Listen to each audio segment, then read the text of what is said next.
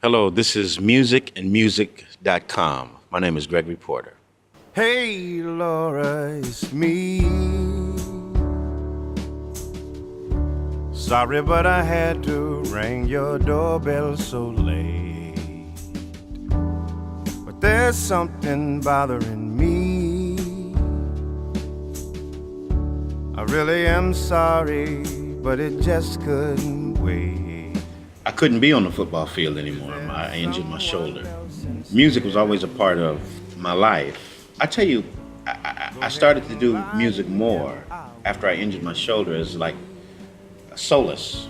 Another thing that was going on at the time is my mother was ill. She had cancer and was dying of cancer.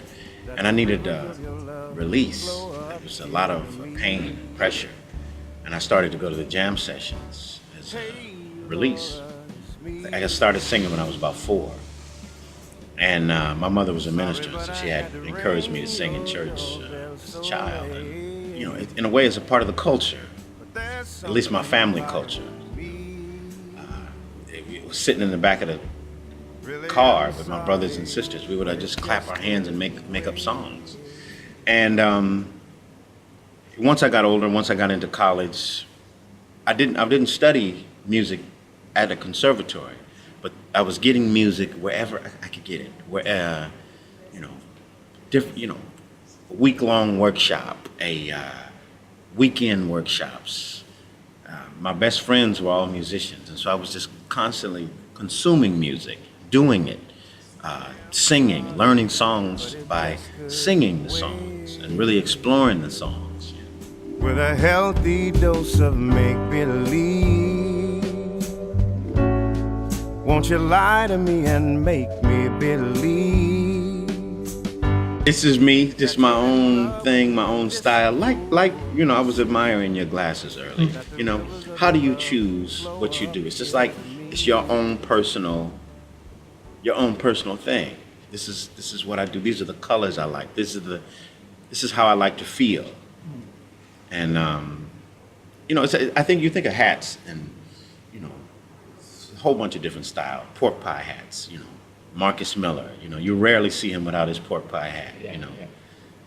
Count Basie used to wear a sailor's hat, Now, he didn't need anything to distinguish himself from anybody else. It was just his own thing. It's just my thing.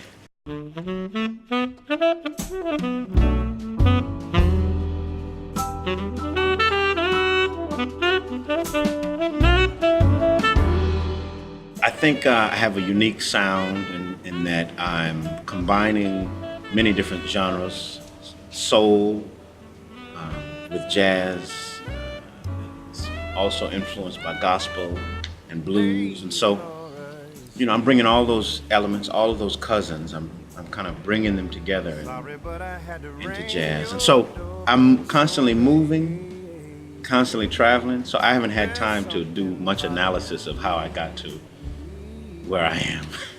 All night long, I just couldn't wait. With a healthy dose of make-believe. I don't know that it will. Maybe like the first nomination, it probably has given me a higher profile in terms of people finding my music. Maybe the Grammy has opened up opportunities, right, to a wider audience. But in terms of how it affects my music, I don't think it will. When I'm writing music, I'm not considering what stage it'll be on. 'Cause sometimes I'll write a very simple song, and I, in a way, sometimes I think, oh, this will just be for me. And before I know it, I'm recording it for a record. You understand what I'm saying? So I don't think it'll affect the way I write or my approach to music. I'm still going to try to be organic. I'm probably going to, in the course of my career, going to probably write some things that some people won't like, So Be good is her name. I sing my lion song and brush my mane.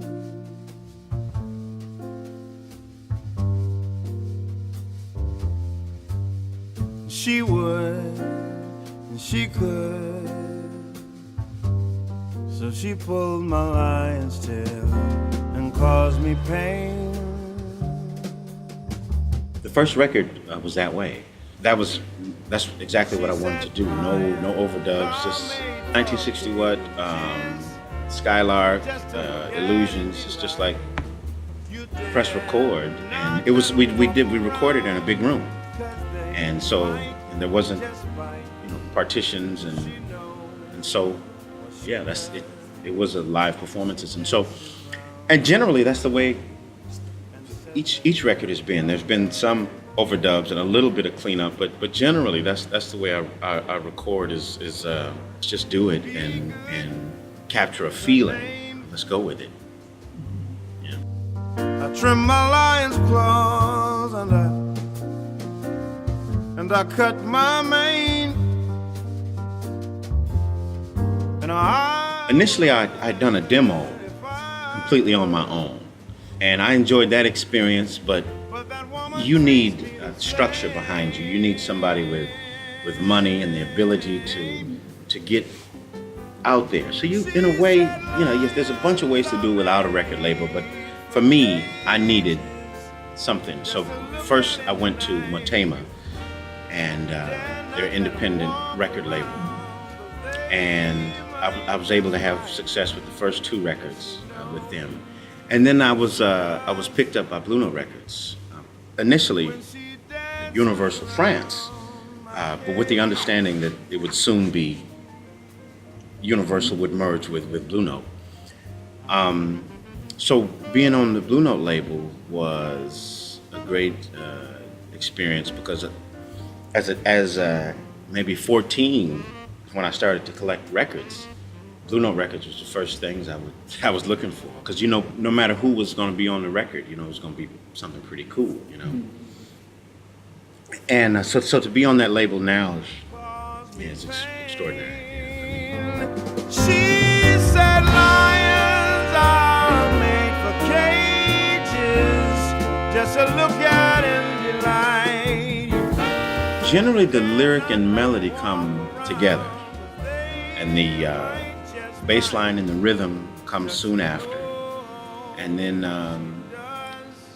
the chords and how the overall sound will be happens more closer to the time that I want to record something or I want to put the song together. But I think the melody, the lyric, and the rhythm will kind of be in my head for some time before it actually is really a song. I remember riding on my bike when I was writing Be Good, after being dumped from a girl.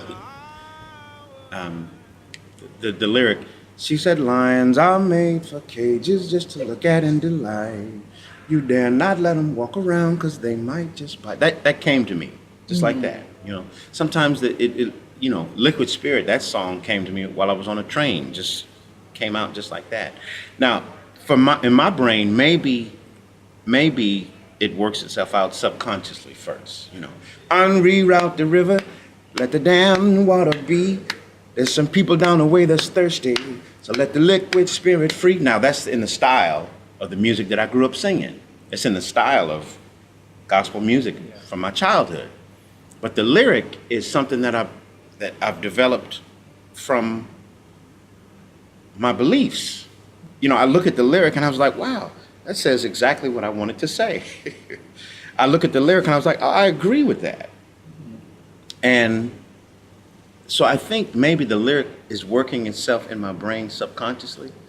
That sounds strange, but I think that's true, because sometimes the lyric will just pour out of me and it'll say exactly what I wanted to say. I'm thinking of Liquid Spirit as the music, it's culture, it's soul, it's love. It's the desire for people to just release these things that they bundle up so tight inside of themselves. Unreroute the rivers, let the damned water beat. There's some people down the way that's thirsty, so let the liquid spirit free. The people are thirsty because of man's unnatural hand. Watch what happens when the people catch wind, when the water hit the banks of that hard, dry land.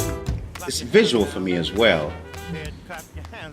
When I'm singing a song, a ballad or something that's up-tempo, sounds strange, but I see a bubble. and I see all these notes inside of the bubble, and it's like a choice. You can pick. There's so many choices. You know, improvisation is important to me. It's important in jazz. It's important to me personally. Even if I think of myself as a gospel singer or a soul singer, improvisation is also important. I say, you know, you state the lyric the first time, and it's something very common in gospel. Like, we use Liquid Spirit again. Unreroute the river. Let the damn water be. There's some people down the way that's thirsty. Let the liquid spirit free. Now, the second time you sing that part, unreroute the river, let that damn water be. There's some people down the way that's thirsty, so let the liquid spirit free. You know, you change the melody, you play with the time. It's fun. It becomes this fun juggle in a way. This fun juggle of trying to fit the words into the same amount of time, but to completely change it, to completely flip it around, push and pull the melody. Clap your hands now. Go ahead and clap your hands now. Clap your hands now. Clap your hands now. No, I'm worried about the chord changes. I'm thinking about the chord changes. That's something, but I don't want to be completely stuck and, you know, only thinking, you know, there's a freedom that exists as well. And there's a danger of falling outside of the chord. It's like, you know, if you do a task, so what? If you sing outside of the chord structure, it's like, you know, it won't sound great, but it's not that big a deal. Keep moving.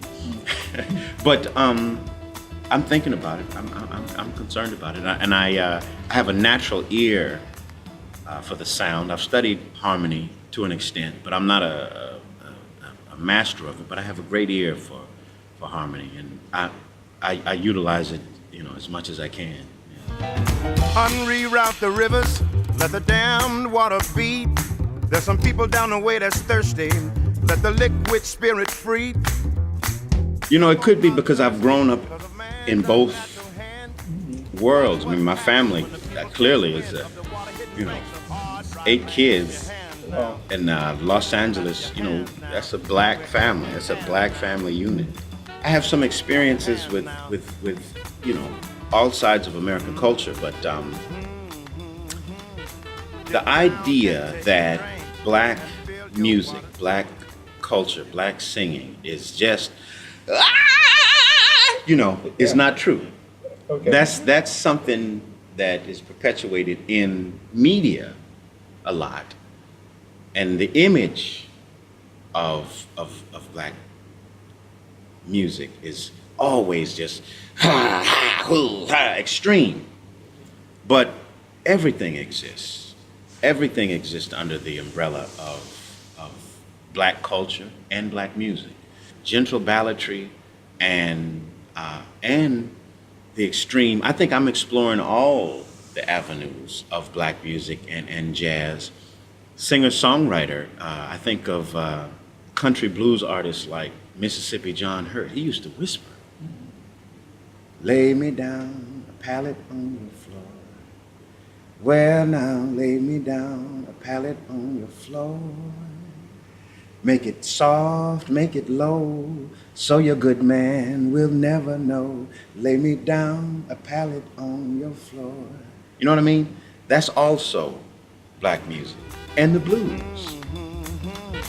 Dip down and take a drink and fill your water tank.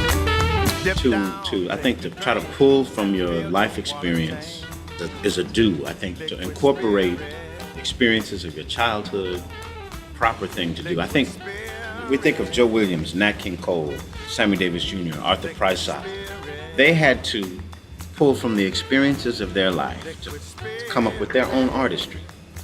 And I think the modern jazz singer has to take from the experiences of their life. They may have listened to Nat King Cole, Arthur Prysock, Lou Rawls, but they've also probably listened to Donny Hathaway, Michael Jackson, Marvin Gaye. I think it would be fair for the modern jazz singer to include some of those experiences as well into their jazz expression. I don't think that would be wrong because that's what Nat King Cole did. That's what Lou Rawls did. Lou Rawls experienced the blues, and that found its way into his jazz singing, you know? And so if I've experienced Al Green, I'm not saying I'm trying to emulate Al Green in a jazz style, but if Al Green is part of my musical upbringing, then he may find his way through my filter. You understand what I'm saying? It's part of my experience. It's part of my musical rearing. It's part of my musical understanding. Yeah.